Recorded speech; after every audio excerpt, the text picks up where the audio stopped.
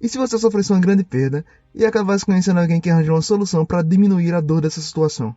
Mas essa solução consiste em rituais com palavras antigas, as quais não se sabe muito bem para que servem de fato no final das contas. O que você faria? Aceitaria essa solução e seguiria em frente com ela? Ou ficaria de boa na sua para não acabar mexendo com coisas além da sua compreensão e dar ruim para você no final?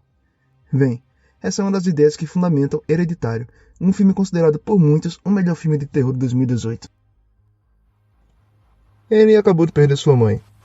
E por ela não ter sido uma mãe tão amorosa, ela meio que tá lidando de boa com essa perca. Já no funeral, ocorrem coisas incomuns, como Charlie, filha de Annie, vê uma mulher fazendo uma coisa diferente com sua avó. E a própria Charlie desenha uns desenhos, no mínimo, estranhos no seu caderninho. Além de Charlie, Annie tem outro filho, Peter, um adolescente comum que gosta da garota da cadeira da frente. Charlie é uma criança, no mínimo, incomum. Quer dizer, se você considerar colecionar a cabeça de pombos mortos uma coisa comum.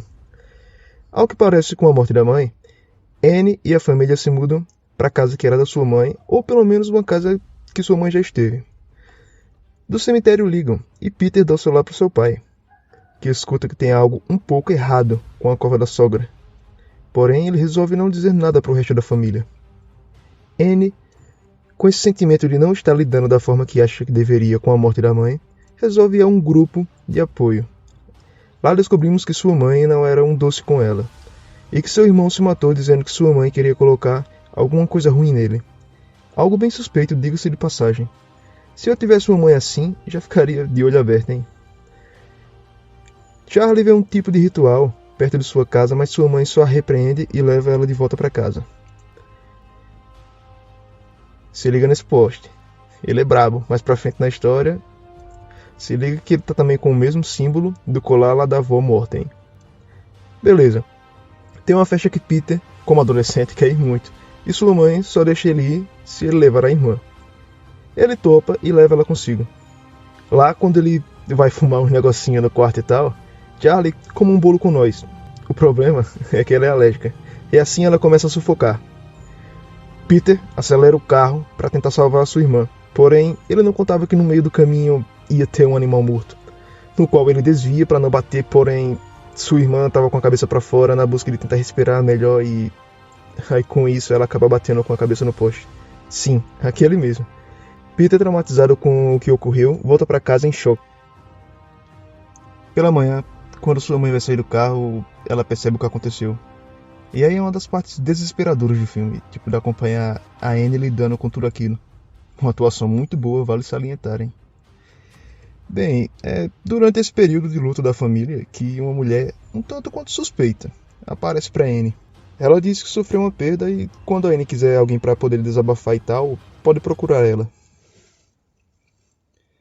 Tirando essa coisa suspeita, as coisas continuam andando. Porém, Peter escuta o som que sua irmã fazia com a boca. Annie continua com seu trabalho de miniaturista, mas resolve ir procurar a mulher. Pela noite, seu marido lhe chama para jantar e fala sobre o fato dela estar estranha, inclusive com o filho. Durante a janta, rola finalmente o diálogo que o telespectador queria ver, entre Annie e Peter, no qual os dois se confrontam e cada um põe seus pontos de vista sobre o acidente com a Charlie.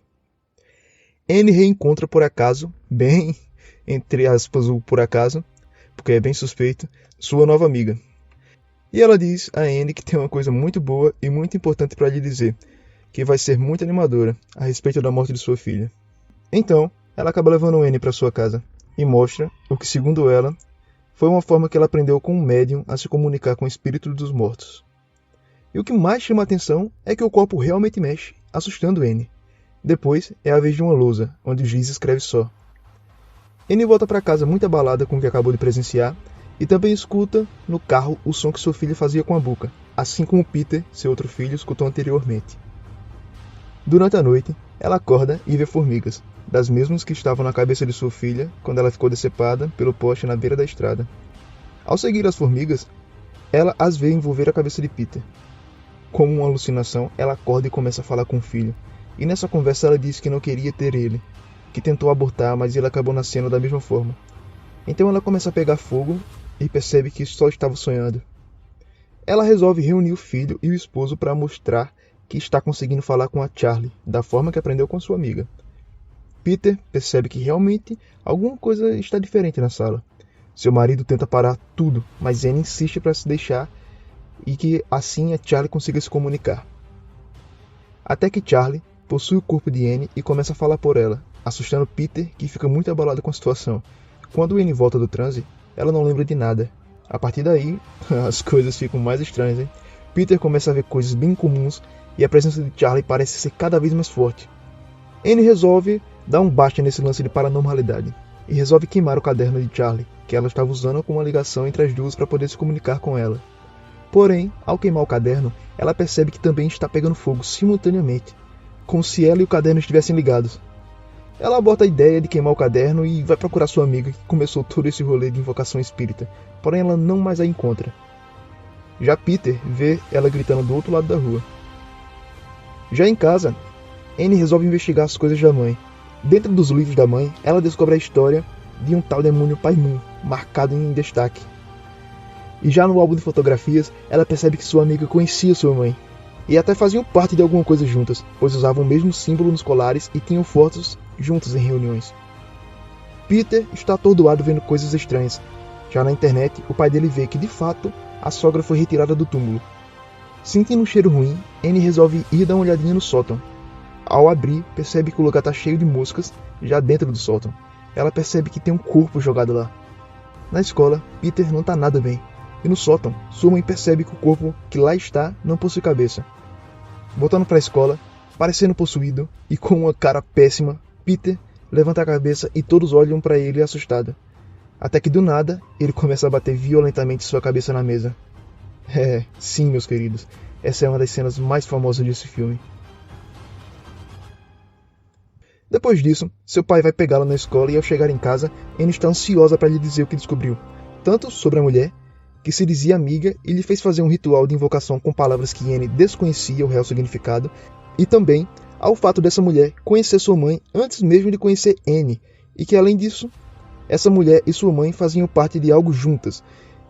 E não foi coincidência ela lhe conhecer justamente quando Charlie morreu e Anne estava fragilizada pelo luto da filha. Assim como também a respeito do corpo, que está no sótão sem cabeça, que parece ser o da sua mãe. Depois de falar tudo ao marido, ela diz que quer dar um fim em toda essa história, para o bem de Peter, porém não tem coragem de tocar fogo no livro, e explica que está ligada a ele e que se ele queimar, ela também vai queimar.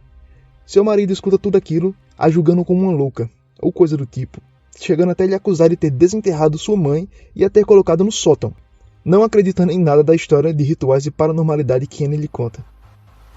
Anne pede para o marido tocar fogo no livro, pois diz que não tem coragem o suficiente para fazer isso. Mas seu marido não o faz, julgando não fazer parte da loucura de Anne.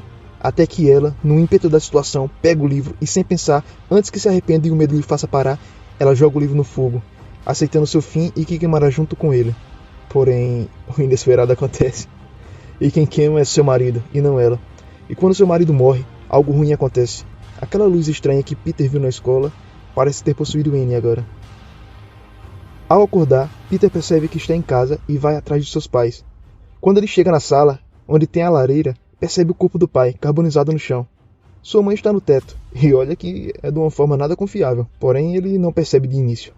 Até que vê algo bem estranho e sua mãe o ataca, e assim ele acaba correndo para se proteger. Ele consegue se trancar no sótão e pedem para sua mãe parar de bater loucamente com a cabeça contra a porta, lá do outro lado, e olha que é desafiando a lei da gravidade, o que só mostra que o bicho ruim entrou dentro dela mesmo, hein? Lá em cima, ele percebe que o sótão virou um altar, cheio de velas e com uma foto dele com os olhos furados no meio, assim como o desenho que a Charlie fazia dele no caderno. Ele faz o clichê de achar que está louco, afinal, quem não acharia? E começa a se bater para acordar do delírio. Mas não dá muito certo, hein? Até que ele vê que sua mãe está dentro do sótão também, tentando arrancar a própria cabeça enquanto está pendurada. E ele também vê umas pessoas que provavelmente não estão vivas, todas nuas, perto dele e pula pelo vitral do sótão assustado. Provavelmente você não sobreviveria a essa queda, porém, lá embaixo, aquela luz que ele viu na escola e que parece ter possuído Anne acaba por possuir ele também. E então ele vai para a casa da árvore. Lá tem um monte de pessoas e cultuam o pai Moon, que agora é ele. Inclusive, tem uma estátua dele. Lá nós descobrimos que a avó era a rainha do culto e que agora ele, o próprio pai Moon, vai ser o novo rei. Então ele é coroado do fim de filme. o mal venceu. Bem, sinceramente eu acho bem difícil ter como você sobreviver a esse filme. Tudo ali soa como peças de um tabuleiro no qual quem faz as jogadas é o culto, e você é só uma das peças que vai ser movida para onde o culto desejar.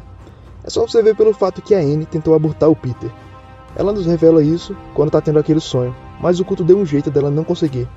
Até porque se descobre durante o filme também que o Paimon é uma entidade masculina, e precisa de um homem para possuir e ter a plenitude de seus poderes. Porém, a Annie não deixa a mãe ter tanto contato com o filho, já por medo do jeito dela ao longo dos seus anos de criação com ela mesma. Isso atrasou o culto que planejava por o espírito do Paimon do Peter. Ainda vale lembrar que tudo começou a dar errado quando o irmão da Annie se matou. Lembra que ela disse que ele se matou com a mãe tentando pôr algo ruim nele? Ele era a primeira opção do corpo para o Paimon. Mas ele, percebendo que não tinha escapatória, se matou e atrasou os planos do culto. A Annie afastou o Peter da avó, atrasou ainda mais. Porém, Charlie foi criada pela avó. E devido à forma diferente que ela se vestia e se comportava, eu acho que ela já estava servindo de corpo para o Paimon. E até a morte dela foi planejada. Lembra do poste com o mesmo símbolo dos cordões que os participantes do culto usavam? Então, acho que até a morte da Charlie foi planejada, para poderem liberar o espírito do Paimon. A amiga da Annie fazer parte do culto e não falar isso a ela, para que ela confiasse nela. Fazer a própria Annie fazer a invocação, sem que ela ao menos imaginasse isso, para não dar erro. E ela ainda descrença também, que é normal nessa situação. Para quem cobra que não se deveria fazer o que a Annie fez de confiar numa estranha, mas quem na vida real acredita que palavras estranhas vão invocar algo mal. Quem é tão acima do bem e do mal para não se deixar fragilizar por um luto tão trágico quanto foi o da Charlie para Annie? E nem sequer tentar ter essa conexão com ela de novo, se isso de alguma forma for possível. Não tinha muito como escapar desse desfecho pelos caminhos que o filme nos apresentou. Quando a Annie percebe mais ou menos o que está rolando e tenta dar um fim, só ajuda mais ainda no ritual. Bem, Hereditário mostra bem demais a angústia do luto, como as pessoas reagem, como elas ficam, ao que elas estão dispostas quando isso acontece. É um filme sobre relações familiares também, tudo isso no meio de um enredo incrível sobre cultos e rituais, que meio que não tem escapatória fácil para os personagens. Se gostou do conteúdo, se inscreve no canal e dá um like.